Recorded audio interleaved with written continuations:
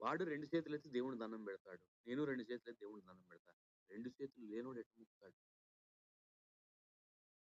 మళ్ళదే దేవుడే గదరా! అందరూ దండం పెట్టేదే గదా! మరి వానికేంటి 2 చేతులిచ్చి నీకెందుకు 2 చేతులు ఇయలేదు? లేకుంటే నీకిచ్చి వానికెందుకు ఇయలేదు?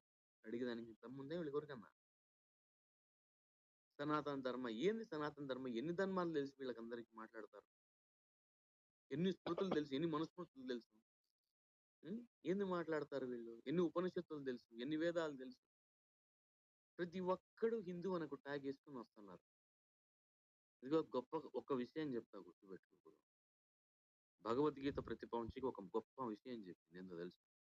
విమృశ్చేత దతేచన యథేచ్ఛత శతం కురు. అంటే నేను చెప్పాను గాబట్టి నువ్వేది పాటించకురా.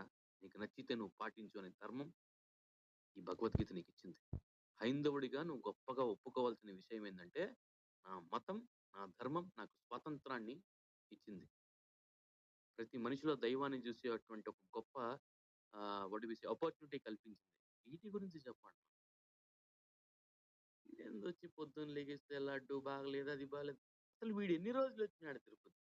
వీడేమన్నా పండుకున్నాడా? లేకుంటే అయన్నీ ఎందుకబ్బా! పరకామణిలో హుండీ చోరీ జరిగింది. ఎవరు మాట్లాడినారయ్యా? ఎవరన్నా మాట్లాడినారా? అసలు ఆ విషయం ఎవరికైనా తెలుసునా మీకు? బయటికి రానిచ్చినారా? 100 గ్రాములయ్యా బంగారు బిస్కెట్ నేను కొనబోతున్నాను వాడు. 10 గ్రా